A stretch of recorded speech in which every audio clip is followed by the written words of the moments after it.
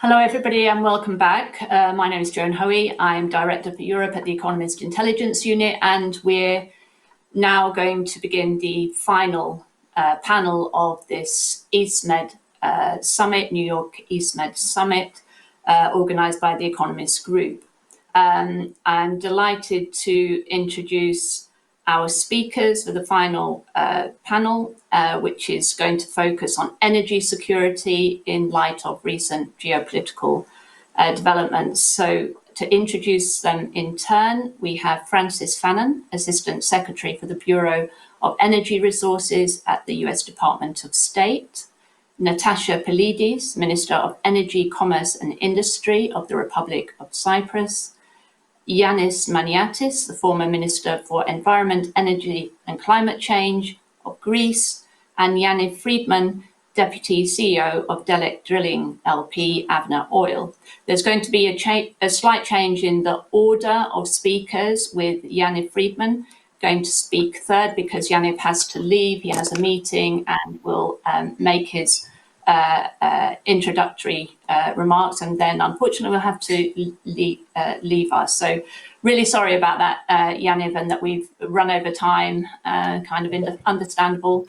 We've had a lot of really interesting discussions all day long. So let's get on with the panel, and let me introduce Francis Fannon. Welcome. Thank you very much indeed for joining us today, and we're really looking forward to hearing your remarks. So over to you. Okay, thank you so much. I'm delighted to be here with you virtually. I'm sorry that, of course, we're doing this virtually. I enjoyed the discussion in person before, but I think I'm in the next best place. I'm calling in from Kavala, Greece.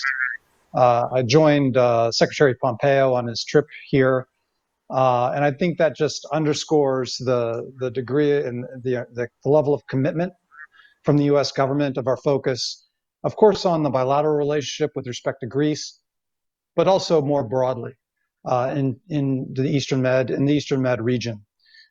We see the development of energy and where it provides a catalyst for cooperation amongst countries, and where this energy market, this evolution of an energy market, that but for the degree of cooperation among states wouldn't be developed, because you're dealing with domestic populations, domestic demand centers that are frankly insufficient to justify large-scale investment.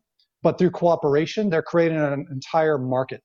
And it's really a dynamic situation. The U.S. level of commitment is significant through a multiple fora, including an organization called the 3+1, which includes Cyprus, Israel, and Greece, and the U.S. And we run a cooperative working group on that. But I'm also here, I'm going to continue on from Greece to go on to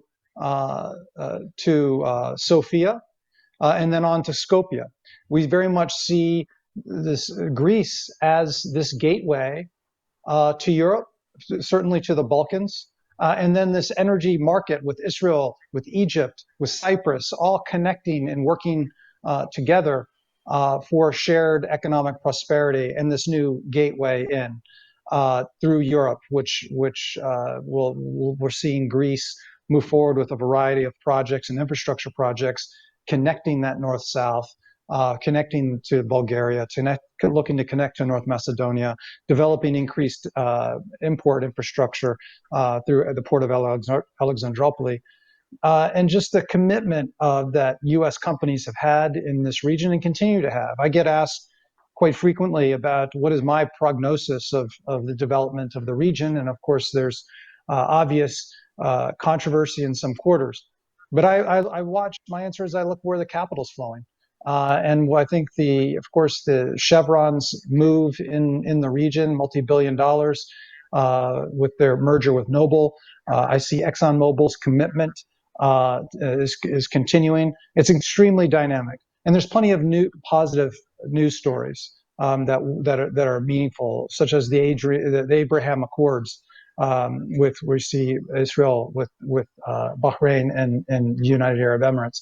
It's reflective of the region coming to terms with this collaboration, this economic opportunity And I would just also note that recently we had the Eastern Mediterranean Gas Forum, which the U.S. is an observer or seeking to be an observer to. And my friend Tarek Al-Mullah, the minister there, he said gas is a peacemaker, and I thought that that's an appropriate way. You know, we see this economic activity continuing on, and building new cooperative models. So we're extremely excited about it. We're committed to the region, and my travel here is another demonstration of that. Of course, we remain concerned with provocative actions by Turkey. And we've made, the Secretary has made those statements quite clear.